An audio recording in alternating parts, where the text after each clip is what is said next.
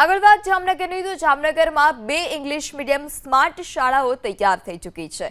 મોટા ઉપાડે અંદાજે 4 કરોડનો ખર્ચ કરાયો, પરંતુ મંજૂરીઓ અને લોકાર્પણને વાંકે આ સ્કૂલ ધૂળ ખાઈ રહી છે।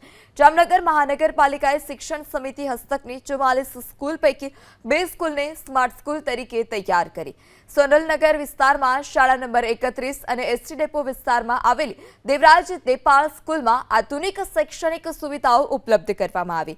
1 વર્ષ જેટલો સમય થઈ ચૂક્યો છે કે આ સ્કૂલો તૈયાર હોય, પરંતુ મંજૂરી નથી મળી। ત્યારે શાસન અધિકારીઓ મુજબ સમિતિએ મંજૂરી માટે સરકારમાં જરૂરી પ્રક્રિયા કરી દીધી છે। મંજૂરી મળતા જ બંને શાળા શરૂ કરી દેવામાં આવશે। પણ જૂનમાં શરૂ થતા નવા શૈક્ષણિક વર્ષમાં આ નવી સ્માર્ટ સ્કૂલમાં શૈક્ષણિક કાર્ય શરૂ થઈ શકશે કે કેમ, તે સૌથી મોટો સવાલ। સરકાર કેટલાય આયોજનો એવા કરે છે કે જેની પાછળ વ્યાપક ખર્ચા તો કરવામાં આવે છે, પરંતુ બાદમાં તે ખર્ચાઓ છે તે કારગત નથી નીવડતા। અત્યારના હું જામનગરના એસટી રોડ પર આવેલ દેવરાજ દેપાળ સ્કૂલમાં છું।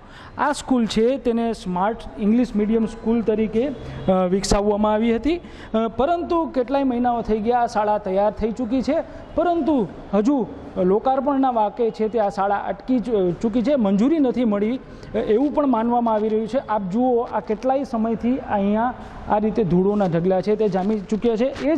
એ જ રીતની સ્થિતિ ખાસ કરીને વાત કરવામાં આવે તો ક્લાસરૂમોમાં પણ એ સ્થિતિ છે। સ્માર્ટ ઇંગ્લિશ મીડિયમ સ્કૂલ તો બનાવવામાં આવી છે, પરંતુ મંજૂરીઓના વાંકે અને અન્ય કારણોસર આ શાળા છે તે હજુ સુધી શરૂ નથી થઈ શકી। હવે આ શાળા ટૂંક જ સમયમાં શરૂ થશે તેવા દાવાઓ છે તે કરવામાં આવી રહ્યા છે। હવે જોવાનું એ રહેશે કે આ શાળા છે તે ખરેખર ક્યારે શરૂ થશે। રવિ બુદ્ધદેવ, એબીપી અસ્મિતા, જામનગર।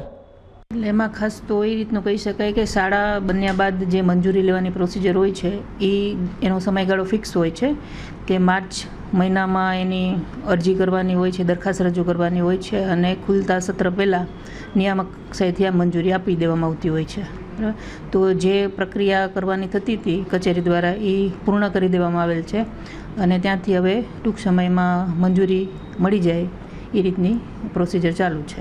એક શાળા છે આપણે દેવરાજ દેપાળ બસ સ્ટેન્ડ પાસે જે બિલ્ડિંગ છે એમાં બનાવવામાં આવેલી છે, અને બીજી જે સોનલનગર વિસ્તારની અંદર દિગ્જામ સર્કલની બાજુમાં વાંબે આવાસ છે ત્યાં શાળા બિલ્ડિંગમાં બનાવવામાં આવેલી છે, અને લગભગ ઓગસ્ટ સપ્ટેમ્બર સુધીમાં શાળાઓ બની ગઈ હતી, અને ત્યારબાદ મંજૂરી તો માર્ચ મહિના પછી જ મેળવી શકાય છે। એટલે એ પ્રોસિજર અત્યારે ચાલુ છે, અને નવા સત્રથી થઈ જાય એ રીતનું કાર્ય અત્યારે થઈ રહ્યું છે।